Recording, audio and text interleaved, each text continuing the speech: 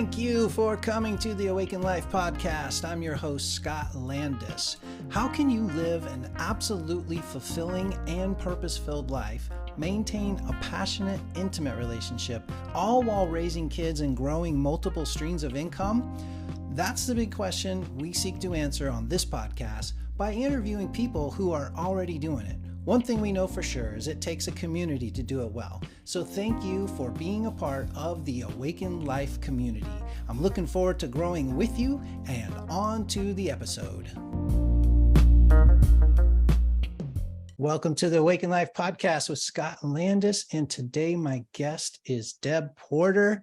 And we'll just start with this. Listening is more than just hearing words. It's about understanding the emotions and needs behind them. In Deb's interactive modules that she has on her course, you can learn about how to decode nonverbal cues, ask powerful questions, and create a safe space to be open and be honest. You're going to learn that today on today's podcast as well. And you're going to understand that applying these skills in your daily life can be challenging. And Deb believes that soft skills should be recoined to the term essential skills. Yes, amen to that. Yes, she's an expert in active listening for over 25 years. She's the founder of Hearing Out Life Drama, or HOLD. Her mission is to educate others in active listening, as well as to be an outlet when someone needs to be heard. She has seen the impact that strong listening skills can have in both business and personal life. Deb, thank you so much for being with me today. How are you? I'm well, Scott. Thank you so much for having me. I appreciate you. Yeah, I appreciate you too. As we were just saying, we had a conversation a while back, and it was good. We both enjoyed it. We felt so much. We resonated energy, right? That's it. So I'm really excited to share you with my audience here. But what fill them in, like behind the scenes, like why are we so excited about this? What happened there? So it's really the resonance between us, I think, because you really understood from the outset what my mission and purpose is all about. You got that listening makes a difference. When you do that well in your business, in your life, wow, things get better everywhere in every situation. So, and when somebody understands that and gets that, then the energy, I think, really gets going between two people. And so you did, and so that's where we were. Yeah, that's great. Yeah, I'm a listener. I get paid to listen. I'm a listener for a profession, and but you take it to another level and teach people how to be better at that and all that means. And somebody might be saying, well, I mean, I know how to listen, what's the big deal? But truly, and you graciously gave me access to your course, and I've been looking through it and going through it, and it's really good stuff. Like, who's a typical consumer of your coursework? Of the coursework, so far it's been females, but I don't think I don't think it's at all limiting if there would be somebody that would be male and interested in taking it. But the primary people that have bought so far are women who really understand that listening is the foundation of communication. And, communication is the foundation of relationships. And so most women want those relationships. That's what they're about. And so when we really do listen, that's what levels everything up. Mm-hmm. That's really weird. My assumption would be, I feel like men need it more than women. And I think a lot of times we think, well, women, they kind of already know how to do this communication thing. It's us guys that really need the help. I definitely was thinking that going through it, like, gosh, this is great to have this resource for guys. I can recommend it to really hone in those skills. And especially I think guys would resonate with the step-by-step, just follow the steps, right? Just go through the program, and it'll walk you through getting better how to listen. I mean, how many husbands have I talked to out there that are saying, oh, I just can't hear or listen, or she keeps saying you're not listening, but I think I'm listening. What do? I can send them your way now. Well, here's the thing. Only 2% of people in our nation have ever had any training in active listening. That's a statistic from listen.org. And that's really startling. Most people don't get anything past what we got in kindergarten, which was sit down and be quiet. And there's so much more. Listening is so much more complex than just that. It's not hard, but until somebody points out to you the nuances of it and helps you to see the specific actions that you can take step by step, as you just said, sometimes it remains a mystery, and but to really decode that and to look at it in a really simple way, I teach the core of listening really quickly. It stands for calm, outcome, relate, and empathy. When you take those 4 things and do them one at a time in your conversations and really think, hold that inside of you while you're having those conversations, everything gets better. Okay, calm, outcome, relate, and empathy. All right. Let's unpack all that in a little bit. I want to back up. Like, how did you get to this place where you are teaching people how to listen? Like, what's the credentials? What makes you so much smarter than the rest of us in this area? I know that there's a really good answer to that, but that might be the question that people are asking. So, but let's go way back. Let's build up to that. Starting with where are you from originally? Oh, originally I'm from Oskaloosa, Iowa, a little town in the Midwest. Yeah. Okay. And then you went to school, college, like what's the education piece? Yep. So the education, I went to William Penn College and graduated there. It's a school actually in Oskaloosa. I thought I wanted to be a secondary English teacher when I started out. And so I started going through college with that intent, and very quickly shifted to realize that I felt called to something more. There's a bigger purpose for my life. And so then I thought that meant the United Methodist Church, where I was a member. And so I went to seminary after I graduated college in 3.5 years. I jumped through it because I was like, okay, I'm gonna have to do a lot more school, so let's get through this quickly. And went on to seminary, where I have a 96-hour Master of Divinity degree with a specialization in care and counseling. So. Oh, wow. Caring counseling. Is that what Care you're and saying? counseling. Yep. Okay. All right. So I need you to unpack a little bit of that for me. Okay. So first of all, I know that I can, and a lot of people listening can definitely relate to feeling a sense of a bigger calling, a bigger purpose. And you were in the place of, you had graduated with a degree with secondary English being kind of the focus when you were planning to be an English teacher. Is that Yeah. what it was? Yeah. That's what I thought I was going to do. Now, did you get to the place where you're doing that job, or how did you figure, when did you get to this place where, oh, wait a second, I have something bigger in mind? What was that like?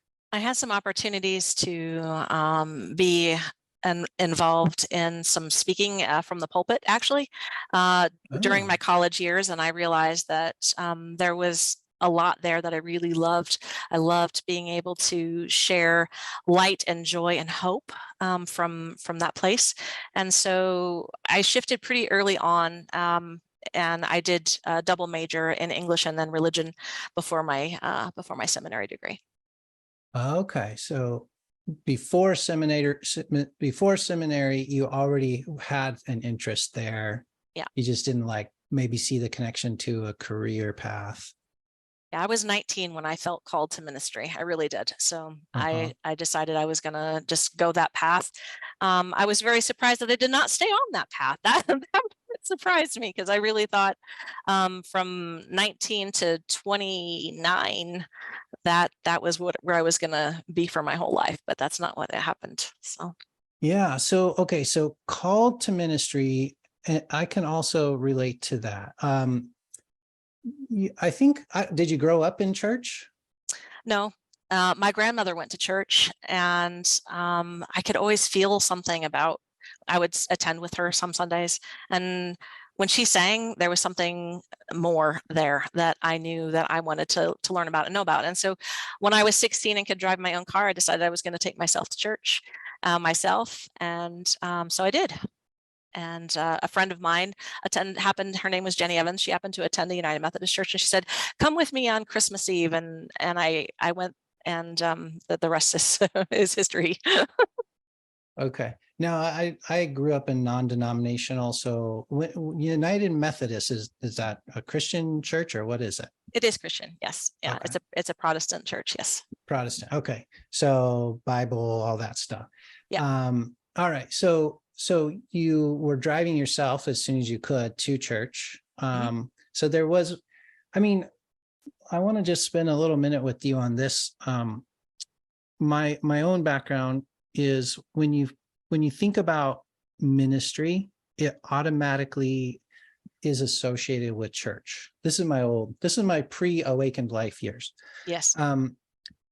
Yeah, ministry, mission, purpose. That's all like at least culturally, what I was led to believe is associated with church.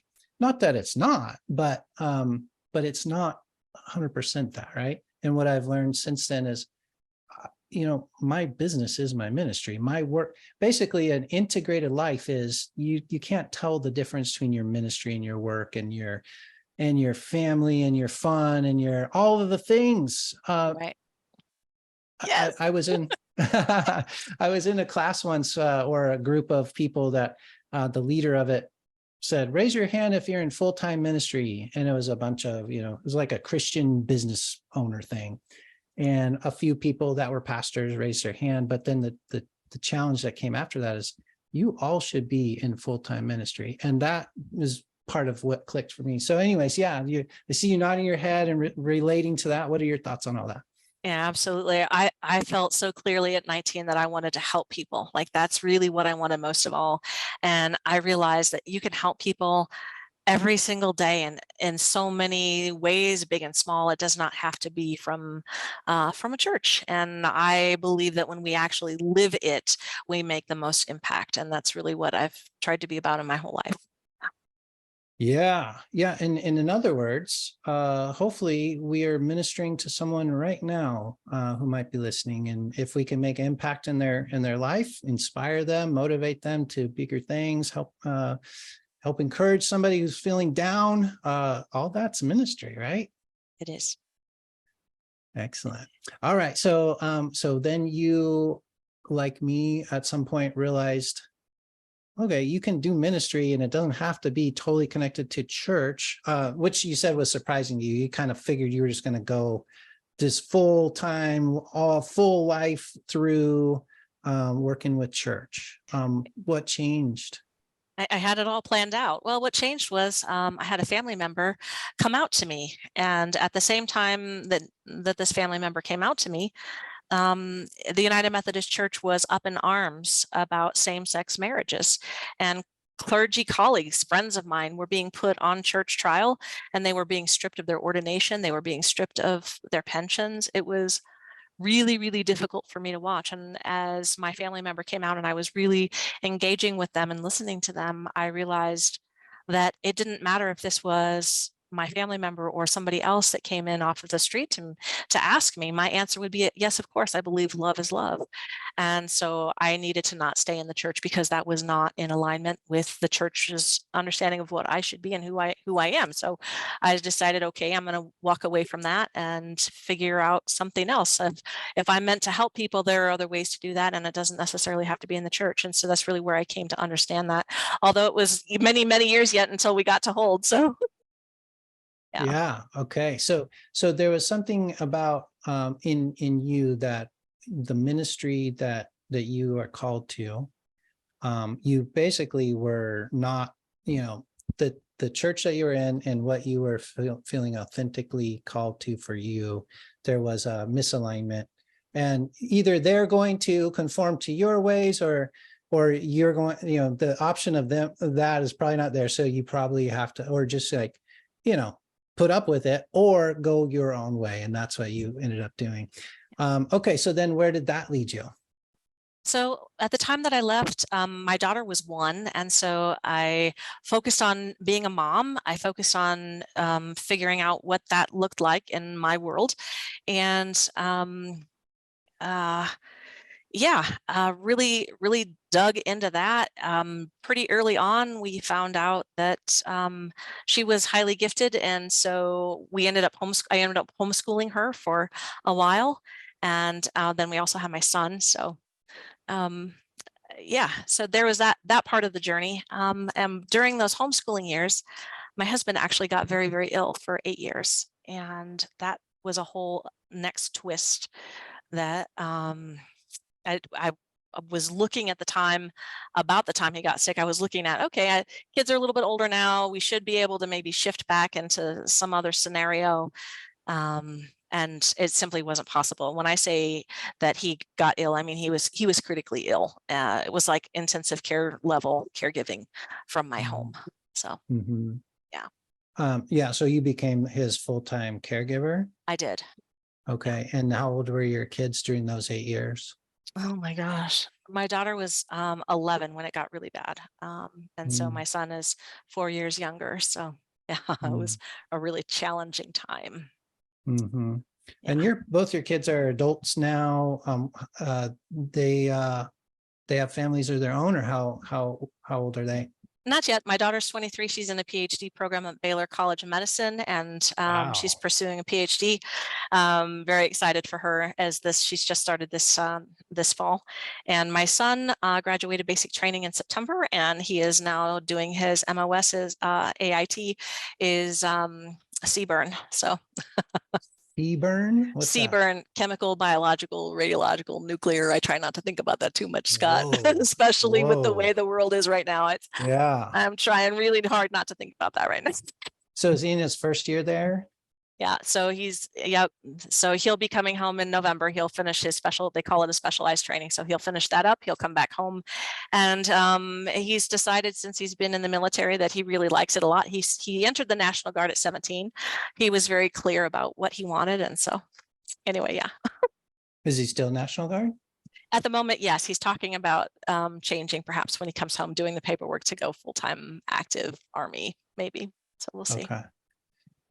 Well, yeah, I can, as a parent of a 19-year-old, can definitely kind of feel what that would feel like. I mean, realistically, there could be a draft soon. I mean, it's just crazy what's going on. So yeah, we'll be praying for your son, but also thanking him for his following that calling, because we need good guys in there. Yeah. So thank you for being the mom of that. Yeah, that's good. He's a remarkable young man. I'm so proud. I worried so much when the kids were young that they wouldn't be able to find their feet because of all the things that we went through. Sometimes they didn't get the love and attention they deserve from me because I was focused somewhere else, just trying to keep their dad alive. And I was so thankful and lucky to have a great group of people in the community that really helped me with my kids. So. Okay. So it takes a village. It truly does. It's really true. It really is true. Yeah. So the community that you're in, so you're in Reno, that's where you live now, right? Is that the community you were in before? Yes. At that time? Okay. Yeah. All right. So you're close to your community, you got a tight community there then. I'm very fortunate. Yes. Okay. But you're not in a church community, right? Or what kind of community is it? No, so it's just people actually from my daughter's school, friends that we met, and so it was actually her school community that stepped up and helped us so much during those years, for sure. Yeah, that's important. We have been blessed with a tight school community as well. Our kids go to some private schools pretty much most of their lives, so it's always been helpful to have that. Kind of, yeah, that definitely creates a strong community that I don't know if you always get. Is yours a small school or a public school, or? It's actually a public school. The Davidson Academy is where my daughter graduated from. The Davidson Academy is connected with the University of Nevada, Reno. It's a school especially designed for profoundly gifted kids. And it is a free public school. If anybody's out there listening today that maybe has a challenge with that direction, have a look at the David Institute and the Davidson Academy. Both, they're both fantastic. I don't know where we would have been without them. The Davidsons are philanthropists that had very bright children, and they put forth, Jan and Bob Davidson, they put forth this beautiful thing for these beautiful people all over our nation, the brightest minds, to get the care that they need. My daughter had many, many college credits when she started her college career because she was allowed to take college credits in high school. And Wow. so, yeah, very young. She's young kids taking college courses. It's a good thing. Yeah. Yeah. Yeah. Well, that makes sense why that would create a tighter community than I think most American schools, you know, they're not that tight. Our kids did have a time in a big school, and it was just like they're just almost a number there, and definitely glad we got them out of there. Okay, so that was not a fun time of life, those 8 years. Is there anything else you want to share about that? Because obviously it has something to do with who you are today and how you are able to help people. I do believe that during that time, the seeds of hold were already planted as friends and family. Really, a lot of them, they wanted to help so much in terms of, you know, solving my problem. And a lot of times, besides help with the kids, what I really needed for myself was somebody to really listen to me. Just hear me. Don't try and solve my problem. Just hear me. And so, they wanted to be there, but without that training, without that understanding of knowing, I got an awful lot of unsolicited advice. And so I understood it in a very profound way, the impact that that has when we do that to another person. And I wanted to teach that. When we do that, what do you mean? The giving unsolicited advice? Yes. Unpack that a little more.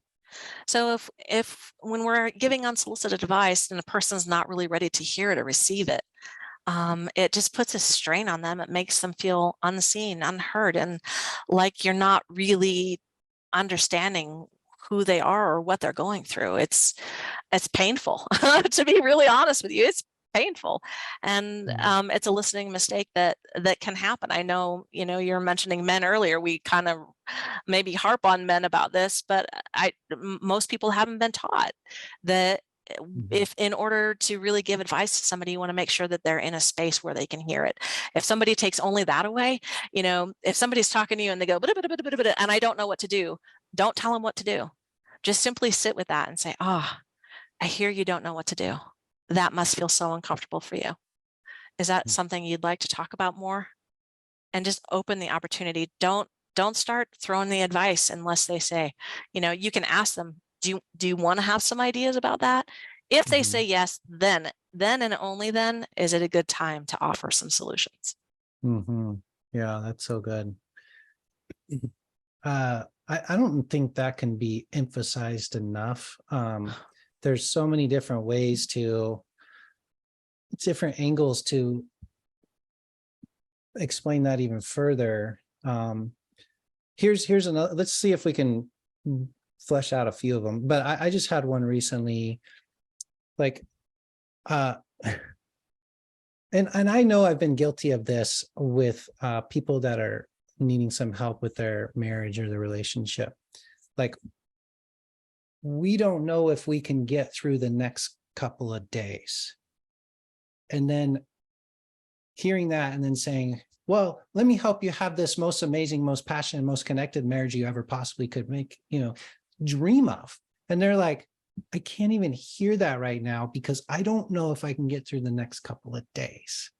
Yeah. You know, and it seems like, you know, let's talk about this great thing you could have would be good. But when you're like, we were talking about it minute by minute, and you're just trying to get through 1 minute at a time, and somebody's talking about, well, let me talk about the next 10 years.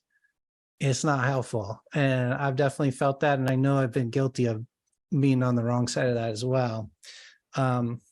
Anything else to add to that? I just say, you know, I hear you saying, I've done that. I've done that too. I think we've all done that at some point. But the beautiful thing is, even if we have done that, when we learn about that, when we understand it, then we can take action to be different and we can show up in a different way. So yes, even though that happened, that doesn't mean that that's always how we're going to be. And I really believe that when we give ourselves the grace and allow ourselves the ability to grow and to be who we really are meant to be, then we don't get stuck in, we don't get stuck in that old energy. We move on and grow like we're meant to be. I love that. Don't get stuck in that old energy. Yeah. I think it's really helpful to think about, to put things in terms of energy. Like, what kind of energy are you showing up with? What kind of energy are you putting out? It's a good question that I only have been playing with over the last, less than 10 years. But it definitely engages more of the right brain when you're an analytical thinker. A recovering left brainer like me, it's a helpful language. Any other like different angles to kind of just like unpack a little bit more the advice giving and how that's one of those listening mistakes? I think that especially with our kids, we think I presume many of your listeners have kids. So if this Yep. isn't okay, so we'll go there then. So with our kids, a lot of times we just jump in with this advice for them because we have more experience, we can see it, right? But that's not necessarily what our kids may need from us. They may need us simply to step back and to hear where they're at and to allow their own growing process to be without jumping in to offer them the solution. They may be able to find it themselves. They might just need a little bit more time. Always, always, though, you want to make sure they know, hey, I'm there for you no matter what. That matters. That matters. Yeah. Okay. So it's always okay to say I'm there for you no matter what. Is there any time when that might be a mistake, or is that always a good one? I think that's empathetic, and I feel like that's if they're not wanting you to be there right now, they might say, thanks, mom, I'm going to go to my room. I mean, down, I've had enough. And that's okay. That's a good point. That's okay. Then that's beautiful. But then they know you're going to be there when they do need you. And so, and that's all right. That's all right. Is there any place, this is my most difficult one. I'm wondering if there's any other more difficult place, but to not give advice, I find it the most difficult with the kids. And there's a shifting, right? There's stages to parenting, but when you're in the stage that I'm in, which is you're more of a coach, you used to be like the boss. When they're most young, you got to like protect them, but at some point they're pretty autonomous beings, and they just need a coach. They do need some support. They do need some listening, but they don't necessarily respond really well at all, if at all, to some directing. But I find it so hard sometimes. Is that the hardest one? Like, what other relationships are that hard to not give advice? Oh, I think if there are business owners listening, I think it can also be really difficult if you're the owner of the business and your employee isn't doing it the way you think it should be done. There might be times there where, and there's a fine line. I mean, obviously, you need something to be done in a certain way, but there are ways to approach it rather than just coming in like with a child or with an employee, like with a hammer. It has to be done this way.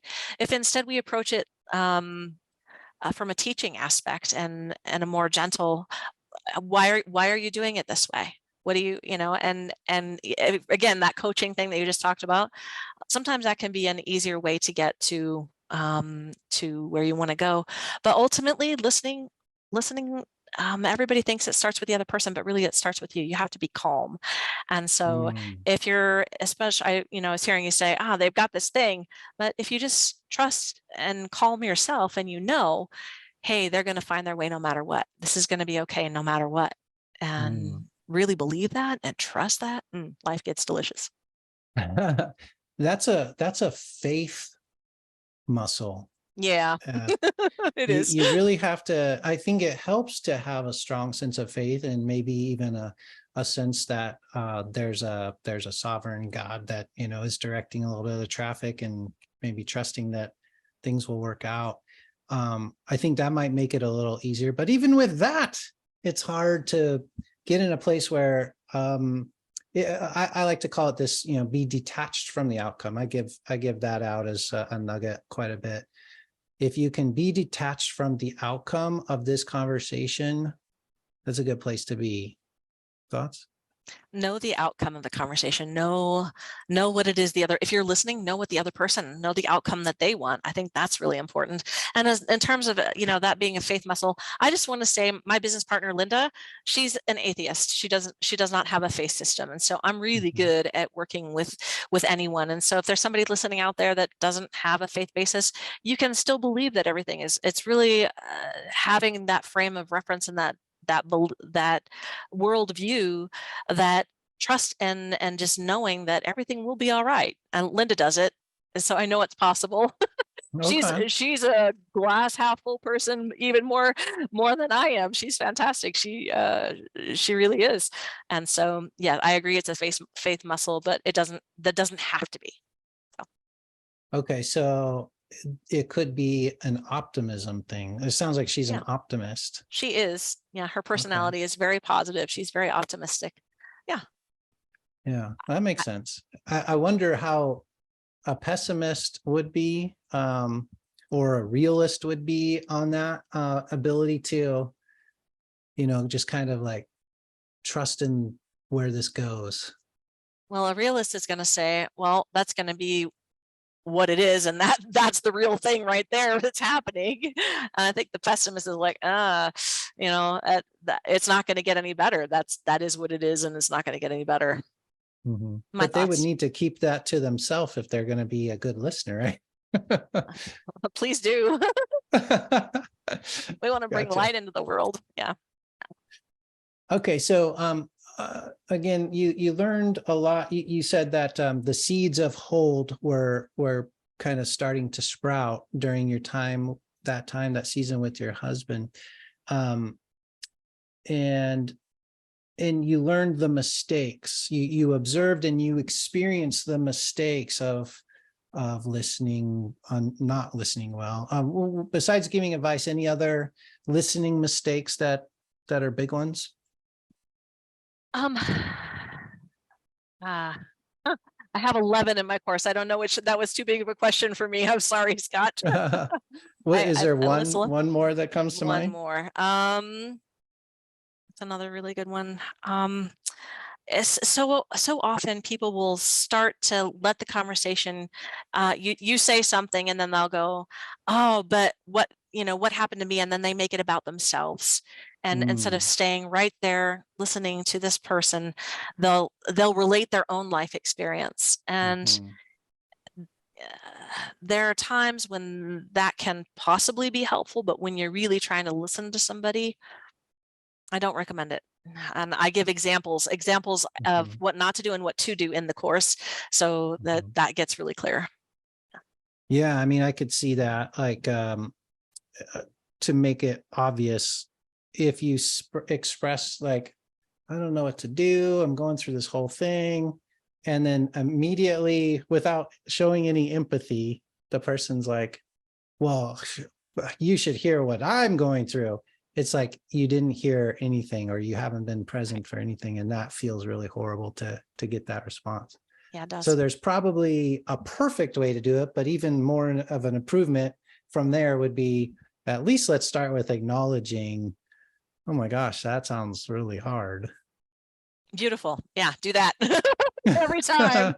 Right. In the course, I've got 25, I just added it recently, 25 empathetic responses, in case people are struggling to figure some of that out. If you'd like to have that document, I'd be willing to share that for the show notes. I'll send that over to you. It might be a good gift for your audience. Yeah, fantastic. And it's the 25 what? 25 empathetic responses. 25 empathetic responses. I love that. You are welcome, Awaken Life listeners. We're going to have that in the show notes. That's awesome.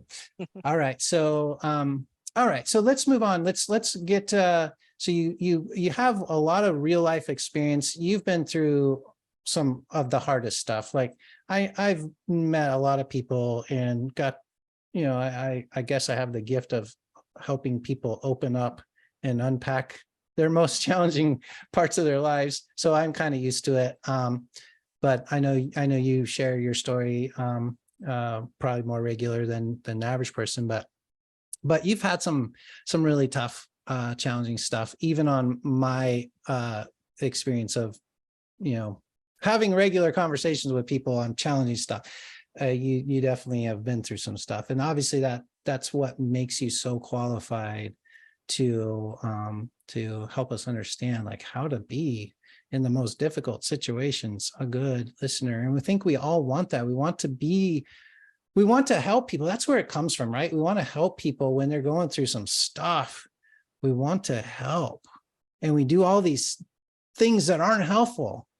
And I think the real stuff that helps during that time. So let's come back to that. What comes to mind as I say that?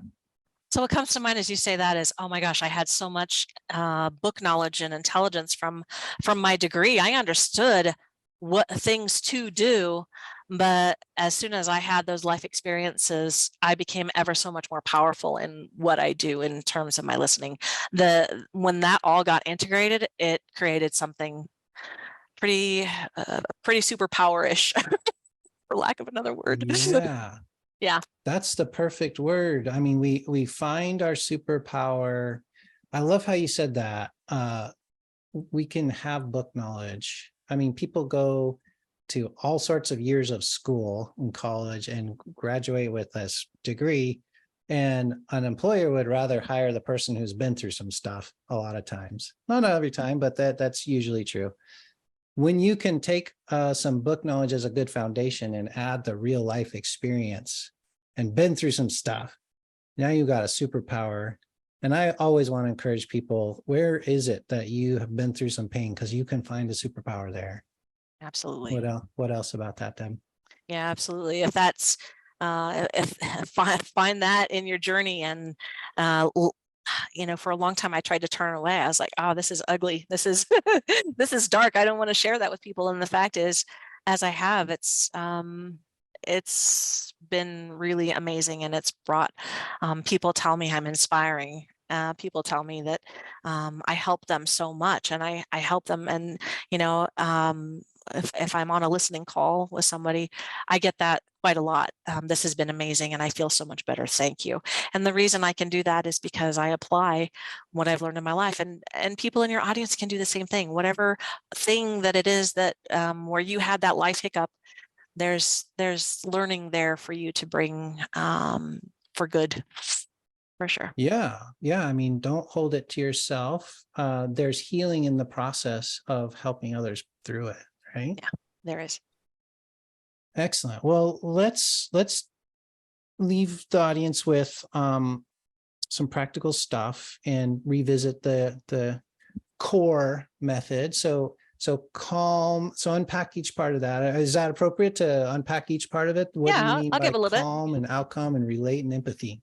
Yeah, so I already mentioned listening really does start with you. And so in every conversation, you want to make sure that you're calm going into it. So if you've got a meeting coming up, take a minute and just make sure that you're bringing the best self into the room, that you are calm and you're ready and focused for what's coming. I did that before a conversation today, just really making sure that I'm ready to be all the way present to whatever is coming next.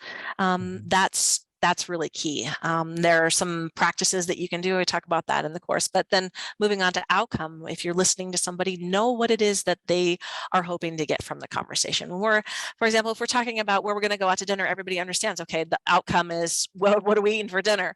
But in a conversation that might start out with, I'm having this issue in my relationship, find out where it is that they want to go. Do you simply need to talk about this? Or are you in the process of venting right now? Or make sure that, and they might not know it, and it can even shift during the conversation. And I talk about that in the course too, how to deal with it if it shifts during the conversation, how to check back in and to manage that. But that outcome, relate. The relate piece is, it encompasses the pieces that everybody thinks about when they think about listening. Okay, I'm going to put my phone away. I'm going to pay attention. I'm going to make eye contact. It includes all those things, but it's ever so much more. It's the nonverbal communication that happens. It's learning how to craft those questions, those reflective questions, in open-ended questions and closed-ended questions. All of that is incorporated in the R. And then, of course, empathy. That's the heart of it all. That is the heart Okay. of it all. Okay. Connecting on a heart level. I think that's the one that I find the guys that I work with struggle with the most. When I'm working with a husband and wife, I'll coach the guy on, you got to work towards feeling what she feels. And it's a very simple idea, right? Like just what I just said is very simple. If you can just feel what she feels, you don't have to agree. You don't have to quite understand. You don't have to even relate, although that is part of your curriculum, your method. But if you can just feel what she feels, make that your goal. Like that's a really good step for any husband I'm working with. But they struggle with it. Can you like help them out with that? Like understanding what that means? I think our society does such a disservice in not teaching feelings from the time that we're young. I mean, so many of us just didn't learn the language that goes along with it. So I point always back to the resource. There's the Center for Nonviolent Communication. They have a feeling words inventory. And so I really encourage people who struggle with feelings and not knowing what it is to be able to identify another person's feelings, or in order to begin to do that, you have to know your own. And so what I really recommend is you take some time during your day, tie it to something that's common, something you do multiple times a day, whether that's eating or brushing your teeth or whatever it is. So I'm going to the bathroom, tie it to an activity that you do multiple times a day, and then just check in when you're doing that thing and say to yourself, what is it that I'm feeling right now? What is it that I know about myself? And get that self-awareness beginning for yourself, because as soon as you start to do that for yourself, because if you can't name it, if you don't know, then that work has to be done first. You have to be able to develop that vocabulary, know what it is that you feel, because until you do that, you won't be able to feel it in somebody else. And especially for men, there's, so many of them were taught not to know what they felt. You're crying. No, I mean, I was brought up that way. Stop crying or I'll give you something else to cry about. It was very, very, well, to say Midwestern maybe, because it's pretty predominant in the Midwest. It's maybe a stereotype, but yeah. So allowing anger in our children and being able to, if we're seeing our children with those feelings, teaching them from the very outset, even before they have language, starting to help them to know, you feel sad right now, and that's okay. You feel you're angry with me, and that's okay. You get to have that. It still needs to be this way, and you still get to have those feelings. Those are yours, and they're not wrong, and you get to have those. Really powerful stuff. That's so good. I mean, it starts when you're a toddler, but as a parent, to help a very small, very new human being to name their feelings, like, man, you're really mad right now. I can see that. Yep. And they make the connection. Oh, this feeling is mad. This feeling is anger. You're really excited right now. Just helping them name that, like, such a powerful tool. And then you don't get that, grow up and become an adult and, a husband. And then you have somebody saying, hey, can you connect to the feeling that your wife has? And they're like, I got nothing. And you made such a powerful point. It does start with, you have to understand your own feelings. And it's so true. Those same guys that struggle to have that connection with their spouse, they can't name another feeling besides I'm really mad or I'm really happy. Like they have two feelings. They can't identify any other feelings. So I love your tip. And I just want to say, I started there. Like I had to do that Oh, work for really? myself. I had to do that work for myself. I did not know. And so I went back and I found myself in therapy, and I sat myself down on the couch until I could do that.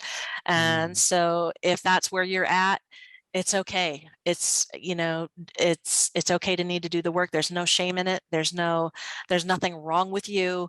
But life gets better when you do it. And it's hard. And when you do, life's so much more beautiful. It's worth it. Go for it. Don't let any stigma hold you back. It doesn't matter where you are right now. It only matters where you're going, and you get to create that. So. Oh, I love that call to action.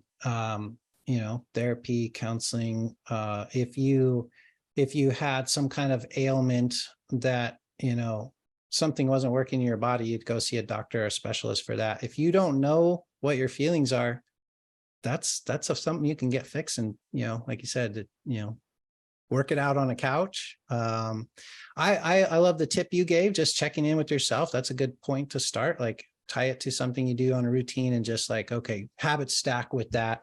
How am I feeling right now? What would I say? How would I describe it? I love journaling. I think, part of your morning routine, just like start with gratitude, start with what am I thankful for? There's a lot of that kind of starts the emotional process. Like, you know what? A lot of stuff's going not like I want it, but I am grateful for, fill in the blank, my kids. I am grateful for my heart beating, I am grateful for I'm less sore than I was yesterday. Whatever it is, find that thing, right?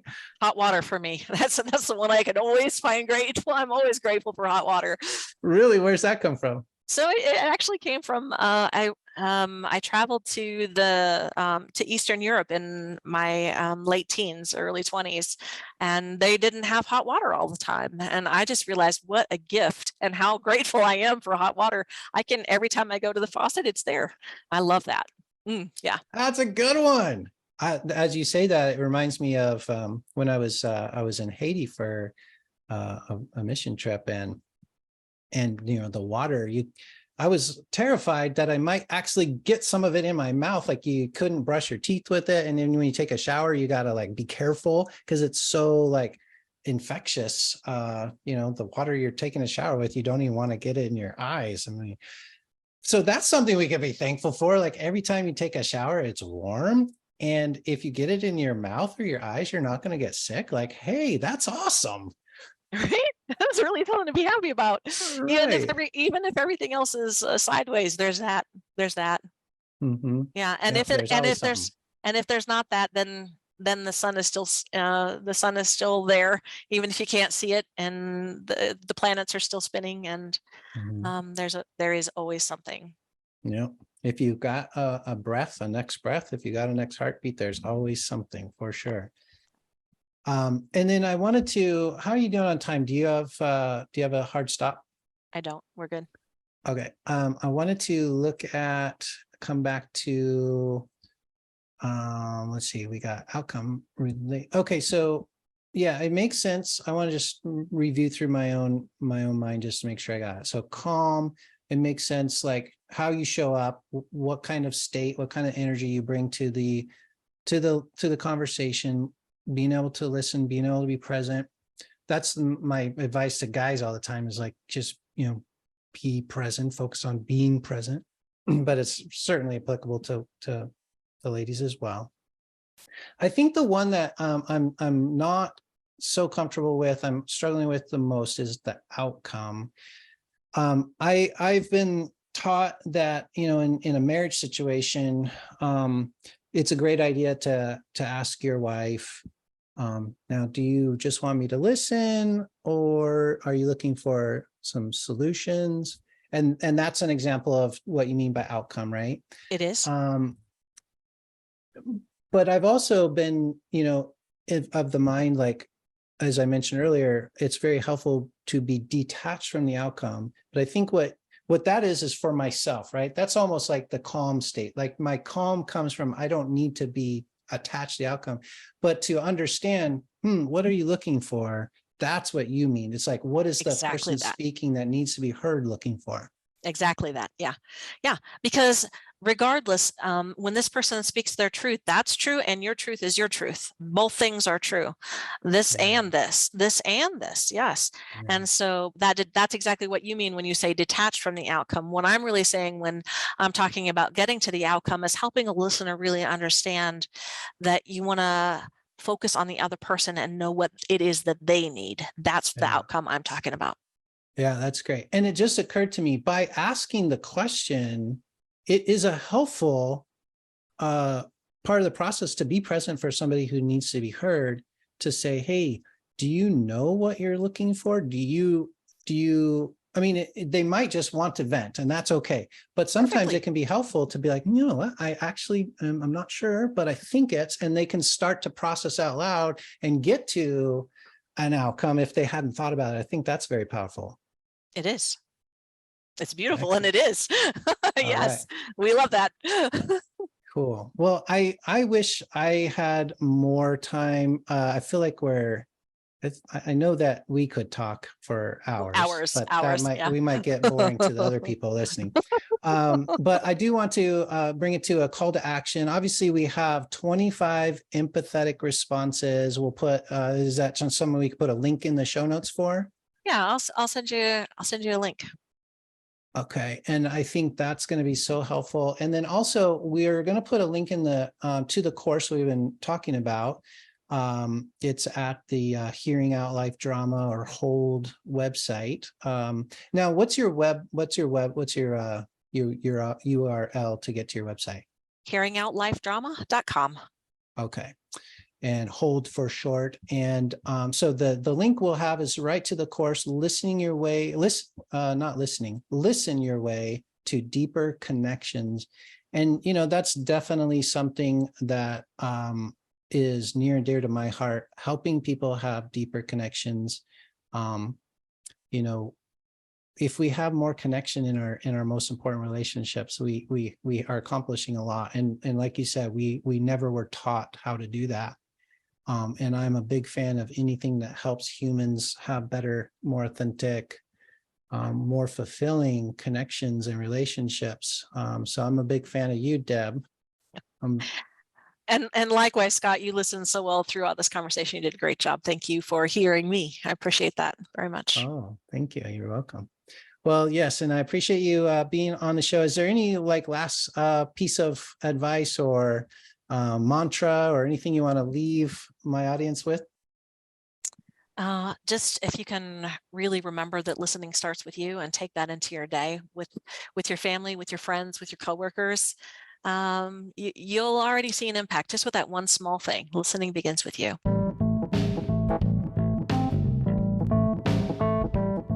Thanks for listening to the Awakened Life podcast. I've been your host, Scott Landis. Hey, are you feeling overwhelmed and stressed out?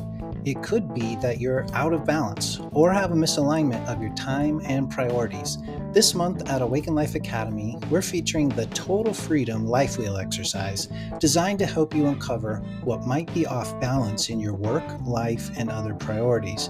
And then it helps you realign your priorities to your purpose.